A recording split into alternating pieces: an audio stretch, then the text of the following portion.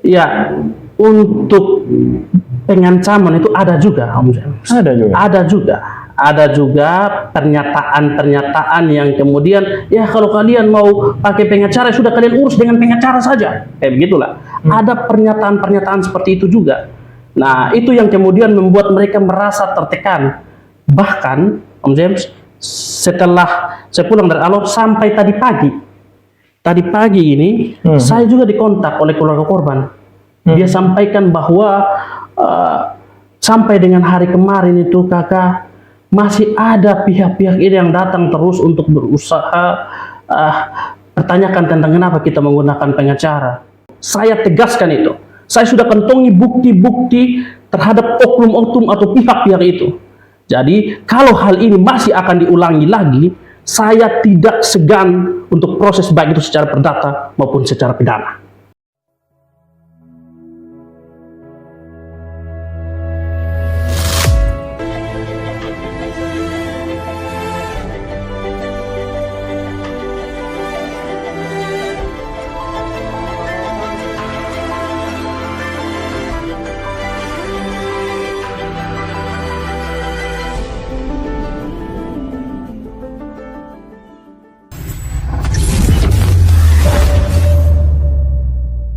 Halo guys, jumpa lagi bersama dengan saya, James Bore, di program yang edukatif dan inspiratif, tentunya di Pod James Open Mind.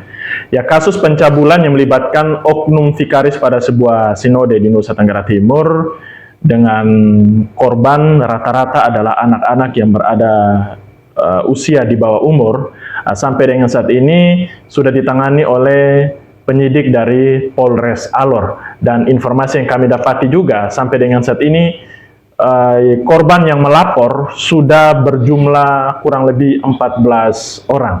Lalu seperti apa pendampingan dari para korban oleh penasihat hukum ini? Nah, saat ini sudah berada bersama dengan saya di studio penasihat hukum dari keluarga korban, yaitu Andrian Ebenheiser Boling SH. Selamat malam, Bung Andrian. Selamat malam, Om James. Apa kabar nih? Baik, Om James. Ya, Bung Andrian, mungkin Bung Andrian bisa kasih sedikit cerita ke kita, ke penonton Pod James. Kira-kira ceritanya bagaimana sampai pada akhirnya Bung yang ditunjuk oleh beberapa keluarga korban untuk menjadi penasihat hukum dari mereka. Baik, terima kasih Om James. Pada awalnya kami kurang lebih pengacaranya ada 5 orang, yang kemudian lewat saya ini dikomunikasikan oleh ada beberapa orang-orang yang peduli terhadap kasus anak ini dari Alor, yang menelpon langsung, termasuk ada juga salah satu keluarga korban yang awalnya menghubungi kami untuk mendampingi selama proses hukumnya. Nah, tapi kami itu dihubungi sejak kurang lebih setelah si SAS tersangka ini, dia ditetapkan sebagai tersangka waktu itu. Dia ditetapkan sebagai tersangka, lalu kami dihubungi, dan tentunya karena kami juga sangat prihatin dan rasa cinta kami terhadap anak-anak ini juga, kami dengan saya menghubungi teman-teman, ada 4 partner saya, dan kami semua siap untuk mendampingi. Itu awalnya, kemudian kami dikomunikasikan untuk mendampingi korban-korban ini. Ya, itu semua korban kan sampai yang saat ini yang melaporkan sudah 14 orang. Itu Bung Adrian bersama rekan itu mendampingi mereka semua atau hanya sebagian saja? Iya. Jadi awal pemberitaan mungkin Om James dan masyarakat semua ikuti bahwa awalnya itu ada sekitar 6 yang kemudian viral di beberapa media. Nah, kami mendapatkan kuasa dari 6 orang awal itu. Oh, 6 orang awal itu. Iya, 6 orang awal yang melaporkan itu. Nah, itu yang kami dapat kuasa hukumnya. Itu pada saat mendapat kuasa dari 6 orang itu langsung mendampingi mereka melapor ke Polres Alor, ke polisi, atau mereka sudah melapor duluan? Baru minta kasih kuasa ke Bung bersama dengan beberapa teman?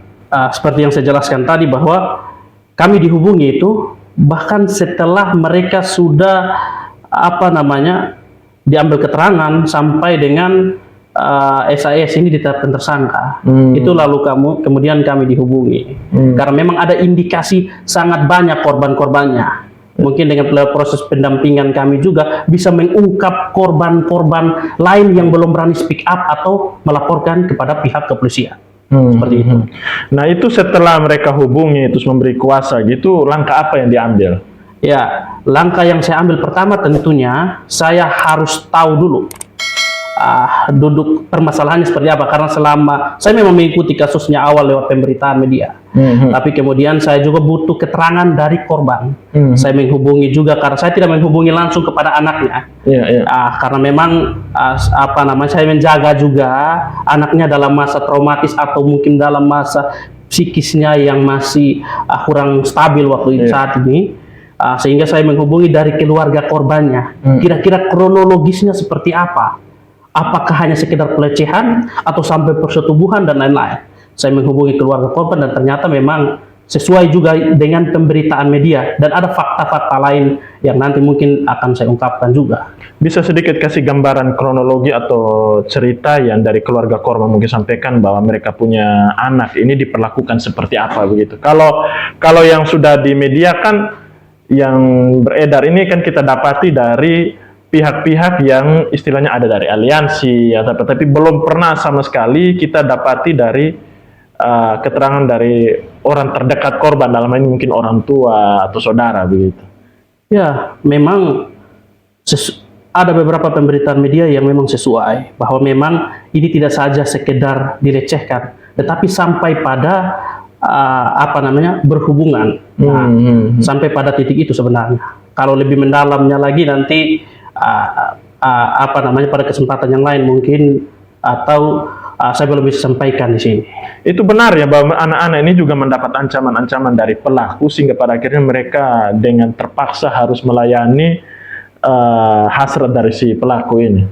Ya, sesuai dengan keterangan yang saya dapatkan dari keluarga korban, memang itu adalah salah satu modus pelaku. Ya, salah satu modus pelaku untuk memuluskan lagi melakukan persetubuhan terhadap anak-anak ini. Jadi tidak satu kali saja dia melakukan persetubuhan, bahkan berkali-kali. Pada salah satu korban itu bisa lebih dari satu kali. Lebih dari satu kali. Beberapa kali lah kurang lebih ya. Terus sampai sejauh ini kalau informasi yang Anda dapatkan dari keluarga korban, kondisi anak-anak ini mereka seperti apa sampai dengan saat ini? Baik mental maupun psikis mereka. Iya, memang sejak dapat kuasa itu beberapa hari kemudian kami tim kuasa hukum ada 5 orang. Itu saya, ada Jimmy Daud SHMH, ada Yohanes Penny SH, dan Victor Andiseo SH dan Dedi Jahapa SH. Kami berlima juga langsung berangkat ke Alor, lalu kemudian kami turun ke TKP untuk kemudian bisa berkomunikasi secara langsung dengan keluarga korban. Dan memang saat itu juga keadaan korban, kami tidak bertemu dengan korban, keluarga korbannya saja, orang tua kandung dari korban, karena memang keadaan korban hari ini ya masih dalam masa traumatis, apalagi ketika mulai banyak ya masyarakat situ yang kemudian tahu terkait dengan korban-korban ini. Nah, sehingga mereka lebih sering menyendiri, minder dan lain-lain. Nah, itu yang kemudian kami juga tidak bertemu langsung dengan korban, kami bertemu dengan keluarga korbannya. Tadi yang pasti mereka dalam masih traumatis sampai hari ini. Terus selama Anda mendampingi para korban turun ke sana, tuh ada tantangan tidak yang mungkin Anda bersama dengan teman-teman dapati gitu? Iya. Untuk hal ini agak menarik, Om James. Jadi setelah kami turun ke TKP saat itu, hari pertama saya turun ke TKP sampai ke Alor, lalu kemudian saya langsung berangkat ke TKP karena kurang lebih perjalanan dari Kalabahi ke TKP ini sekitar 1 jam mungkin ya. sekitar 1 jam. Ini di Alor Timur ya? Iya. Alor Timur Alor Laut. Timur Laut. 1 jam Iya, dari Kalabai ke sana. sekitar 1 jam lah kurang lebih. Nah, jadi di perjalanan sampai ke TKP, saya tiba-tiba dihubungi oleh salah satu keluarga korban. Iya. Ya, ini perlu saya ungkapkan Om James. Iya. Dihubungi oleh salah satu keluarga korban menyampaikan bahwa kakak, kami ini ya, keluarga saya dapat informasi kami keluarga korban semua yang kasih kuasa di kakak ini mau cabut kuasa. Padahal ini baru beberapa hari saya terima kuasa. Langsung mau dicabut begitu? Saya belum melakukan apa-apa. Iya, saya hanya kasih pemberitaan di media waktu itu, pemberitaan di media bahwa keluarga korban sudah didampingi oleh penasihat hukum. Nah, sudah didampingi oleh penasihat hukum sehingga pihak-pihak manapun yang ingin berkomunikasi maupun bertemu dengan korban harus sepengetahuan dan atau seizin penasihat hukum, karena korban masih dalam masa traumatis, sehingga jangan kita mengganggu korban dulu dalam situasi seperti ini. Nah, setelah pemberitaan itu, kemudian yang saya ke Alor tadi, saya lanjut tadi bahwa mereka sampaikan keluarga korban ini mau cabut kuasa. Ya sudah, kami di perjalanan ke TKP, kita sampai ke TKP dan kemudian kita ditanya apa alasannya. Iya. Ya, sampai ke TKP Om James, sampai ke TKP itu keluarga korban yang memberikan kuasa, ayah kandung dan ada juga ibu kandung dari Salah satu 6 korban yang saya dampingi ini, itu semua ada. Itu semua ada. Mereka sudah duduk berkumpul. Kemudian mereka sampaikan begini, dia bilang, terima kasih bapak-bapak sudah datang. Bapak, dia bilang, kami ini bingung dengan keadaan kami. Kami ini kan korban, keluarga korban, ya, yang seharusnya kami mendapatkan kekuatan, mendapatkan perlindungan, dapat support dan lain-lain. Tapi kok banyak pihak-pihak yang selalu datang ke kami untuk justru menyalahkan kami. Oh begitu? Iya, justru menyalahkan kami. Bahkan pernyataan-pernyataannya begini, kenapa kalian pakai pengacara? Ya, kami kan sudah ada pihak-pihak atau oknum-oknum tertentu yang menyatakan seolah-olah merasa dirugikan ketika keluarga korban ini menggunakan haknya untuk didampingi oleh penasihat hukum pribadi. Begitu. Padahal dalam hal menentukan atau menunjuk kuasa itu kan memang hak setiap orang. Hak setiap orang. Nah, pada sisi itu kemudian dia bilang, setiap hari kami didatangi, dipertanyakan tentang kenapa kami menggunakan pengacara ini. Ya, bahkan diusulkan untuk jangan pakai pengacara. Nah, kami juga tertekan kakak. Jadi lebih baik sudahlah kami tidak usah pakai pengacara. Kita cabut saja kuasanya kakak. Ya, karena saya juga ya sebagai pengacara tentunya saya pahami. Ya, mungkin keluarga korban mungkin dalam keadaan dilanda permasalahan yang bertubi-tubi ini, lalu kemudian datang lagi kecaman-kecaman dari pihak-pihak lain ini, tentunya ya merasa ingin yang terbaik sebenarnya. Ya, jadi kemudian saya berpikir dari situ, saya coba jelaskan kepada keluarga korban ini, saya jelaskan kepada keluarga korban tentang kenapa, apa plus minus kalian menggunakan pengacara. Ya, dan untuk menggunakan pengacara itu tidak boleh intervensi dari pihak luar manapun. Itu kewenangan atau seperti kakak bilang tadi, hak dari setiap orang untuk dapat membuat terang setiap permasalahan yang mereka alami. Nah, ini kan yang kemudian saya jelaskan baik-baik terhadap mereka tentang fungsi-fungsi kami pengacara dan minusnya kenapa kalau kemudian tidak menggunakan pengacara. Setelah mereka mengerti itu, baru mereka sampaikan, siap kakak, kami sebenarnya pada titik kemudian menyampaikan ingin mencabut kuasa itu karena memang kami hanya merasa tertekan. Kami tidak kuat kakak, kami mau pikul permasalahan yang ini atau permasalahan tentang menggunakan pengacara atau tidak. Tapi secara jujur, dari isi hati kami yang paling dalam, ini pernyataan dari keluarga korban. Kami sangat butuh perlindungan hukum, pendampingan hukum dari kakak-kakak semua. Nah, kepada kami pengacara ini, kami sangat butuh kakak. Ya, tapi itulah tadi tekanan-tekanan itu yang kemudian membuat kami kadang-kadang kami dilematis. Kami juga kesian dengan kakak. Kakak dong mau mendatang mendampingi kami, yang membantu kami ini, ya. Tapi kemudian masih ada tekanan-tekanan dari luar seperti ini. Itu Bung Adrian, bisa tahu tidak pihak-pihak mana saja yang merasa terganggu dengan keberadaan Bung bersama dengan tim sehingga datang dan istilahnya melakukan tekanan-tekanan atau pressure kepada keluarga korban? Ya, untuk pihak-pihaknya Om James, ya, saya sudah kantongi beberapa nama atau oknum pihak-pihaknya. Ya, saya belum bisa sampaikan di sini, tapi saya sudah kantongi beserta bukti-buktinya. Ya, nanti saya akan pertanyakan kenapa, apa maksudnya. Apakah kemudian menggunakan pengacara, keluarga korban akan rugi atau apa? Nah, itu nanti saya ke Alor, ya, dalam beberapa waktu ini saya akan ke Alor, dan saya akan bertemu dengan pihak-pihak itu, dan saya akan bertanya terkait dengan yang mereka lakukan ini. Seperti itu. Tekanan-tekanan yang mereka lakukan ini ada tidak sampai pada tahapan pengancaman kepada keluarga korban? Ya, untuk pengancaman itu ada juga, Om James. Ada juga pernyataan-pernyataan yang kemudian, ya kalau kalian mau pakai pengacara, sudah kalian urus dengan pengacara saja. Begitulah. Ada pernyataan-pernyataan seperti itu juga. Nah, itu yang kemudian membuat mereka merasa tertekan. Bahkan, Om James, setelah saya pulang dari Alor sampai tadi pagi ini, saya juga dikontak oleh keluarga korban. Dia sampaikan bahwa sampai dengan hari kemarin itu kakak, masih ada pihak-pihak ini yang datang terus untuk berusaha pertanyakan tentang kenapa kita menggunakan pengacara.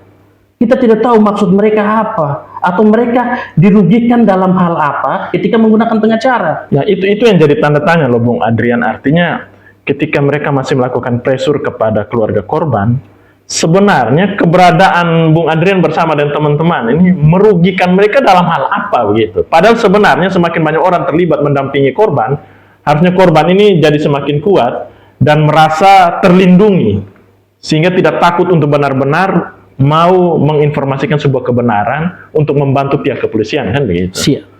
Ya, betul. Seperti yang Om James sampaikan tadi. Saya juga bingung kenapa. Kenapa seperti itu? Makanya saya ke Alor ini, saya akan bertemu dengan pihak-pihak itu untuk saya pertanyakan. Kenapa? Ayo kita omong secara kekeluargaan. Toh, maksudnya tujuan kami sebagai pengacara ini, ya tentunya untuk buat terang benderang dan bahkan harapan keluarga disampaikan kepada kami penasihat hukum untuk bagaimana pelaku ini dihukum seberat-beratnya, misalnya. Nah, itu juga tujuan kami, untuk membongkar juga masih banyak ternyata, menurut kesaksian bahwa masih ada korban-korban lain yang mungkin saja belum berani speak up atau melaporkan terkait dengan apa yang mereka alami yang diduga dilakukan oleh tersangka ini. Nah, sebenarnya mungkin fungsi kami juga ada di situ, tapi saya tidak tahu ini mereka ini dirugikan dalam hal apa juga. Seperti Om James bertanya, saya juga bertanya ini dalam pertanyaan. Om James, ya. Ya, Bung Adrian, kan Bung Adrian ini bersama dengan tim ini kan mendampingi korban yang paling awal melapor, itu kurang lebih ada 6 orang ya. Nah, tapi sampai sejauh ini yang kita dengar sudah 14 orang. Nah, kira-kira 8 lainnya juga ada bangun komunikasi dengan Bung Adrian dan tim mungkin untuk mendampingi mereka juga atau tidak? Ya, ada beberapa dari belum 8 ya, tapi ada sekitar 2-3 sudah membangun komunikasi juga untuk minta didampingi oleh penasihat hukum juga. Ya, kami ada terus berkomunikasi. Ya, harapannya semua, karena memang belum didampingi oleh penasihat hukum, baru 6 orang ini. Harapan kami juga ya kalau mereka mau untuk didampingi oleh penasihat hukum, dan saya harap mereka mau untuk didampingi oleh penasihat hukum, sehingga proses hukum terhadap untuk mengungkap kasus ini bisa berjalan secara maksimal. Ya, karena jujur secara pribadi Om James, saya harus sampaikan bahwa untuk kasus ini Om James, ya saya melihat bahwa ini menjadi tolak ukur untuk kemudian bagaimana terhadap anak-anak terumumnya pada di Provinsi NTT dan khususnya di Kabupaten Alor, ya, kalau kasus ini tidak diungkapkan secara maksimal, lalu kemudian korbannya setelah sudah melaporkan tapi kemudian tidak bisa diungkapkan sesuai dengan fakta yang korban-korban ini alami, nah saya kira ini akan menjadi tolak ukur untuk jangan sampai ada kasus-kasus yang lainnya yang ini mungkin belum muncul di permukaan. Nah, mungkin dari kasus ini, ya, dari kasus ini bisa juga menyampaikan kepada mereka-mereka yang belum muncul di permukaan ini bahwa ketika mereka berhadapan dengan permasalahan yang seperti ini, jangan pernah segan-segan untuk speak up atau jangan pernah segan-segan untuk melaporkan kepada pihak yang berwajib. Karena kalian dilindungi secara hukum. Nah, tapi kalau kemudian kasus ini kita tidak proses secara baik, saya kira jangankan melaporkan, mungkin untuk kita mendengar kasus ini saja susah. Nah, itu juga mungkin harapan kami, Om James. Ya, karena kalau kita berkaca pada sebuah kasus yang pernah viral, yang sementara juga dalam proses pengusutan, itu kasus PNKC loh yang ada di Kupang. Ketika banyak pihak juga turut terlibat mengawal kasus ini, mulai dari aliansi, juga sama seperti korban juga menunjuk penasihat hukum untuk mendampingi mereka, walaupun memang sudah ada pengacara negara. Pada akhirnya kasus ini benar-benar terkawal dengan baik dan ada fakta-fakta baru yang akhirnya terungkap. Nah, sebenarnya harapan yang sama juga harusnya terjadi pada kasus yang terjadi di Alor ini, kan seperti itu. Cepat sekali, Om. Ya, terus sampai saat ini langkah selanjutnya yang mau dibuat oleh Bung Adrian dan tim ini seperti apa? Contohnya misalnya koordinasi dengan pihak kepolisian untuk bagaimana kasus ini bisa lebih terungkap, fakta-fakta baru bisa hadir lagi, bahkan bisa di-tracking lagi perjalanan dari si pelaku ini, apakah selama dia bertugas di Alor itu dia hanya ada di tempat situ saja, atau dia pernah pergi kemana di wilayah Alor situ, sehingga korban-korban lain, kalaupun misalnya ada, ini juga bisa terungkap gitu. Iya, jadi fungsi koordinasi kami dengan pihak yang sudah menangani perkara ini, khususnya kepolisian, sudah berjalan. Kami selalu berkomunikasi untuk dalam penyelesaian perkara ini. Kami juga sampaikan bahwa mari kita sama-sama kemudian mencari jangan ada korban-korban lain di sana yang kemudian belum berani speak up. Entah kemudian mereka ditekan atau kemudian memang secara pribadi mereka takut untuk menyuarakan untuk mereka mendapatkan keadilan. Nah, hal ini juga nanti saya turun ke TKP untuk juga seperti yang Om Jay sampaikan, jangan sampai ada fakta-fakta yang belum terungkap ini. Nah, itu juga fungsi kami pengacara, nanti kami akan berusaha sehingga betul-betul korban ini mendapatkan keadilannya. Karena kalau belum terungkap secara keseluruhan, saya kira mereka akan tertekan, tetap akan merasa mendapatkan keadilan itu belum secara full mungkin ya. Nah, mungkin ini yang kemudian peran kami ketika turun ke Alor untuk menginvestigasi atau mengadvokasi terkait dengan permasalahan ini. Apa harapan dari keluarga korban, terutama dalam sisi hukuman yang pantas untuk pelakunya apa? Mungkin pernah diungkapkan oleh keluarga korban. Ya, keluarga korban, harapan keluarga korban sebenarnya adalah agar pelaku dihukum yang seberat-beratnya. Ya, cuma sekedar itu. Namun nanti kita untuk pada detailnya terkait dengan hukuman memang itu kewenangan dari hakim nanti. Nah, nanti kita ikuti dulu dalam proses-proses keberlanjutan perkara ini, baru nanti kita lihat ke depan kira-kira arah yang pas itu seperti apa. Oke, Bung Adrian, kita sudah sampai di sesi kita yang terakhir. Mungkin sebelum kita tutup, Bung Adrian mau kasih satu closing statement terkait penanganan kasus yang sedang Anda lakukan bersama dengan tim. Ya, baik. Terima kasih Om James. Closing statement yang ingin saya sampaikan adalah yang pertama,